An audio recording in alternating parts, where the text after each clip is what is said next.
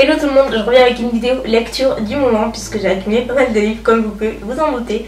Donc on va commencer sans plus tarder et le premier livre je ne l'ai pas en même propre mais je vous mettrai un visuel, je vous en ai parlé dans mes favoris donc je vais essayer de pas trop m'éterniser mais pour celles qui ne l'auraient pas vu, il s'agit du livre Jamais de sans toi qui est écrit par le même auteur qui a écrit Avant toi, qui est mon coup de cœur 2014. J'essaierai de vous retrouver la vidéo où j'en parle si ça vous intéresse. Et donc Jamais de sans toi, on retrouve vraiment la plume super personnelle et vraiment unique de l'auteur que j'ai jamais retrouvée dans aucun livre.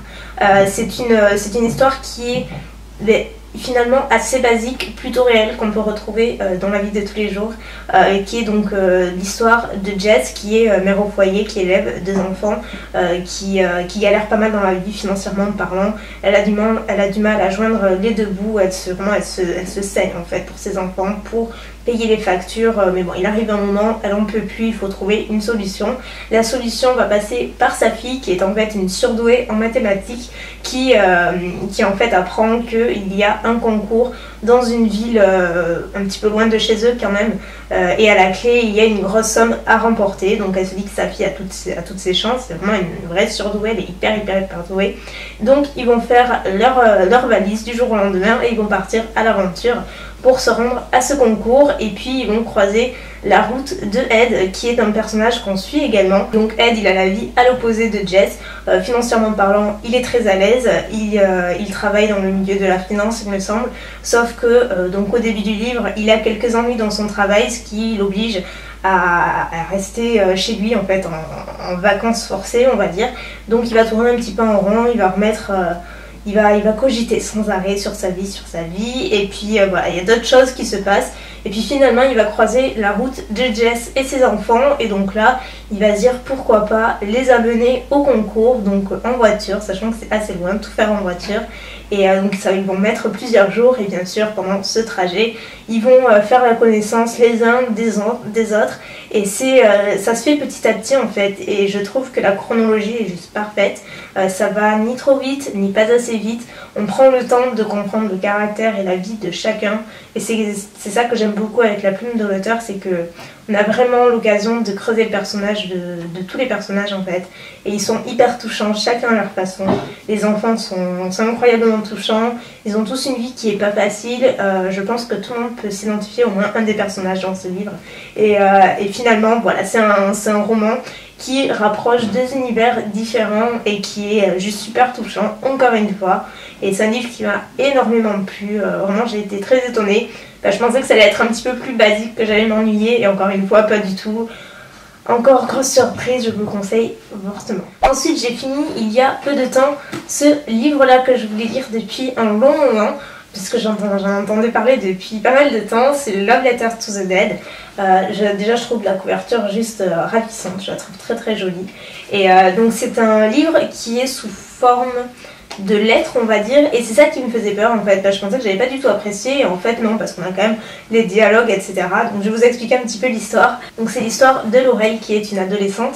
En fait ça démarre juste au moment où une de ses profs lui demande, donc à elle et toute sa classe bien entendu, de rédiger une lettre à un disparu. Donc cette lettre prend une autre tournure pour Laurel en fait, puisqu'elle a perdu sa sœur qu'elle adorait, qu'elle admirait, May, qui est décédée 6 mois plus tôt il me semble. Donc on ignore un petit peu les raisons de son décès, c'est un petit peu flou. Tout ce qu'on sait c'est que Laurel semble être hyper coupable. Elle sait ce qui s'est passé puisque visiblement elle était avec elle ce soir-là, elle a caché à pas mal de monde et du coup elle se sent très coupable. Donc ce devoir-là d'écrire un disparu, elle va le prendre à cœur, et plutôt que d'écrire à sa sœur, comme on pourrait le croire, elle va écrire à tous ses chanteurs préférés, donc de Kurt Cobain en passant par Amy Winehouse, en passant par 10 000 autres, pas forcément des chanteurs, mais il y a aussi en fait toutes les célébrités qui l'ont inspiré dans sa vie et qui l'ont marqué et qui sont décédées, et donc du coup elle va leur écrire pendant toute la durée du livre. Et finalement ces lettres, ça devient un petit peu son journal intime, ça devient un petit peu des confidences qu'elle ne confie à personne. Elle parle de son arrivée au lycée, de ses amis, de son premier amour, de ses parents divorcés où c'est très délicat, et bien sûr elle parle aussi évidemment et principalement de sa sœur, beaucoup de sa sœur qu'elle admirait, et du coup c'est vraiment très touchant évidemment. mais du coup Laurel a enfin la plume de l'auteur est proportionnelle en fait à l'âge de Laurel. Du coup par moments c'est un petit peu enfantin, moi c'est vraiment le sentiment que j'ai eu.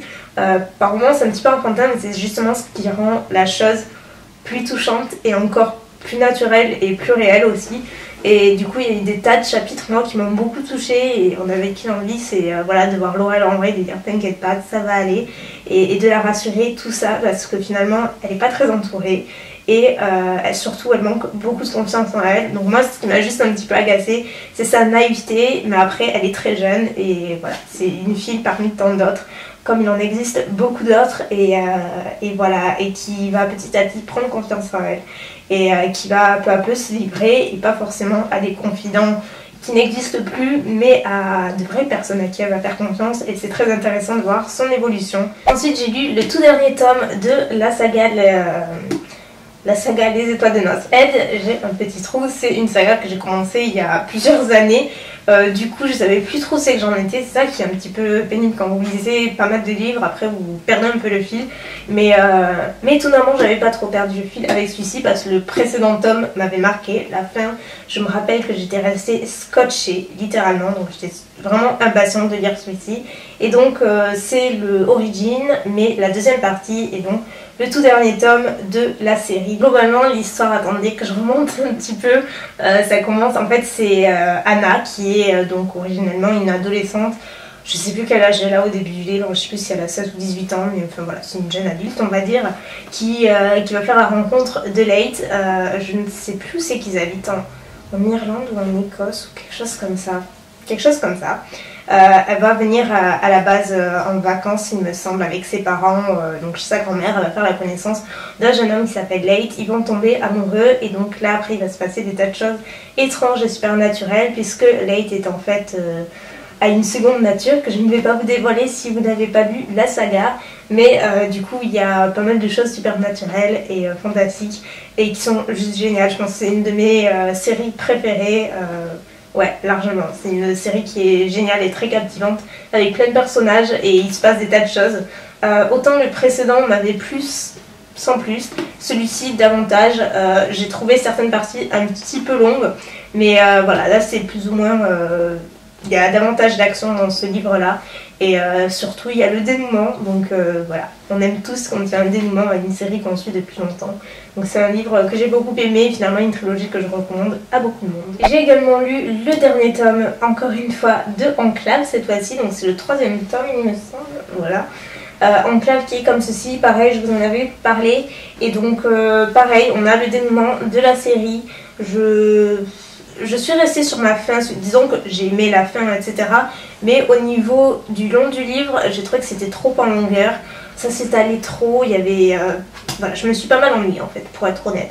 Dans ce livre-là, il y a des passages qui m'ont beaucoup plu, je vais pas être sur la généralité, mais ouais, quand même je me suis pas mal ennuyée, je m'attendais à autre chose, même si je pense qu'il fallait passer par là pour avoir un dénouement pareil dans un livre pareil. Donc Enclave, c'est quoi? C'est l'histoire de Trèfle qui est une jeune fille qui est née, qui est née sous terre en fait, dans une enclave. Ce qu'on appelle l'enclave, c'est qu'elles sont ils sont toute une population à vivre sous terre, ils ne sortent jamais, ils ne voient jamais la lumière, et ils ont une façon de vivre un petit peu particulière. Elle va faire la rencontre d'El, je crois. Oui c'est ça, de Del, qui est aussi un jeune homme qui travaille dans l'enclave mais qui a un travail différent, et puis les choses vont les amener à la surface de la terre. Il va y avoir plein d'événements et du coup bon, déjà ils vont faire connaissance l'un de l'autre, ils vont tomber amoureux, follement amoureux même, et puis après ils vont, une fois qu'ils vont être à la surface de la terre, ils vont essayer de découvrir pourquoi eux ils étaient obligés de vivre dans l'enclave, pourquoi ils étaient interdits de la surface de la terre, qu'est-ce qui s'y passe, qu'est-ce qu'il y a, est-ce qu'il y a une forme de vie, enfin voilà, ils vont parcourir un petit peu pas mal de villes et ils vont découvrir des tas de choses bien entendu, et c'est super intéressant, et du coup ça se passe sur 3 tomes, donc le 3e qui est ici, et pareil qui ressemble un petit peu à Nos Head dans la mesure où il y a beaucoup plus d'action dans celui-ci, mais plus d'action dans Nos Head que dans celui-ci, parce que là il y a certains passages bâclés, mais on a quand même le dénouement, donc encore une fois c'est sympa et c'est un livre que j'ai quand même beaucoup aimé, en tout cas une trilogie dans l'ensemble qui est super sympa. Et enfin je vous en parlais également dans mes favoris, il s'agit de La 5e vague qui est le premier tome et j'ai lu également le deuxième qui est La mer infinie, donc il se présente comme ceci. Donc La mer infinie je vous en parlerai pas forcément, mais La 5e vague c'est un livre qui originellement je ne pense pas que je l'aurais acheté si j'avais su vraiment de quoi ça parlait, parce que le résumé est voilà, c'est un petit peu flou, un petit peu vague, on ne sait pas trop ce qui se passe. Et quand j'ai lu les premières pages, en fait, comme je disais dans mes favoris, je me suis dit mais qu'est-ce que c'est quoi, parce que je suis hyper chochotte quand il s'agit de ce genre-là. Je pensais que c'était une dystopie comme je lis d'habitude, et en fait non, ça part sur les extraterrestres.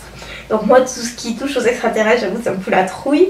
J'ai une peur bleue de E.T. et compagnie, enfin, vous pouvez pas comprendre à quel point c'est un truc qui m'a marqué quoi. Ça semble débile mais du coup j'aime vraiment pas ça. Et quand j'ai lu ça, je me suis dit tu vas jamais arriver jusqu'à la fin quoi. Enfin, je veux dire, le soir je me collais Bella contre moi et j'avais trop peur. Alors c'est totalement débile mais je sais pas pourquoi ça m'a attirée, j'ai continué. J'ai lu en entier, j'ai acheté le deuxième tome, donc c'est pour montrer à quel point finalement je suis rentrée dans le livre et j'ai dépassé mes peurs, parce que finalement ça fait pas si peur que ça, hein. Ça fait pas peur du tout, c'est juste que il y a pas mal de chapitres qui sont... c'est suspense à 100%, il y a beaucoup de paranoïa aussi, c'est un petit peu psychologique sur les bords, enfin c'est... Voilà, c'est un petit peu particulier. Donc au niveau du résumé de ce livre-là, globalement, il faut savoir que la planète a été plus ou moins exterminée. En tout cas, les humains ont été exterminés par les extraterrestres. Donc, sauf que les extraterrestres en question, ce ne sont pas des bonhommes verts comme on peut l'imaginer. Ils ont l'apparence des humains. Ils fonctionnent exactement comme les humains, ce qui rend le truc justement un petit peu plus, avec beaucoup de paranoïa en fait, puisque l'histoire commence avec, donc on suit pas mal de personnages, mais la principale étant Cassie, qui est une jeune femme, donc une jeune adolescente en fait, qu'on découvre avec sa famille, et donc qui va se retrouver avec son père et son petit frère. Et voilà, elle fait partie des survivants parce que oui, il y a eu plus de 7 milliards d'humains qui ont été exterminés, mais il y a encore une bonne poignée de survivants un petit peu partout sur la planète, donc Cassie et sa famille, donc ils se retrouvent dans un camp, et peu à peu, Cassie il va y avoir des événements qui vont l'amener à se retrouver toute seule, à essayer de survivre toute seule. Donc vous comprenez, vous doutez bien que c'est pas facile, et que du coup, voilà, quand elle va croiser les peu de gens qu'elle va croiser, automatiquement elle va se dire c'est un extraterrestre, et là du coup c'est super flippant parce que du coup on rentre vraiment dans l'histoire, et elle va rencontrer Evan qui est un jeune homme hyper mystérieux qui d'une certaine manière l'a sauvée. Donc c'est ce qui va lui permettre de croire un petit peu en lui, bien qu'elle a toujours des soupçons, ils en ont tous à ce moment-là. Mais Evan semble être de son côté, mais il a beaucoup de secrets, donc elle ne sait pas trop ce qu'il est vraiment. Elle va choisir plus ou moins de lui faire confiance, puisqu'en fait c'est son dernier espoir de sauver son petit frère, parce qu'entre-temps son petit frère a eu des ennuis, donc ils vont être séparés, elle va vouloir le sauver, et Evan est son dernier espoir. Donc de là va se suivre une espèce de course contre la montre pour sauver le petit frère de Cassie. Entre temps on va suivre d'autres personnages qui sont également qui font partie des humains survivants, et c'est super intéressant en fait. Donc au début on est un peu perdu parce qu'il y a pas mal de personnages. J'étais complètement prise dans ces livres là, ils sont juste super intéressants et absolument pas similaires à ce que j'ai pu lire jusqu'à maintenant. Et je pense que c'est pour ça un petit peu que j'ai craqué sur ces livres-là, parce qu'ils étaient très différents. Et surtout, il y a vraiment de quoi lire, ils sont assez épais, surtout le premier. Donc ce qui fait que ça permet de durer un petit moment, et c'est ce que j'apprécie. Donc voilà, c'est tout pour aujourd'hui. Écoutez, n'hésitez pas à me dire quelles sont vos lectures préférées en ce moment, ou si vous avez lu ces livres, ce que vous en pensez. Et puis moi je vous dis à très bientôt pour une vidéo. Plein de bisous!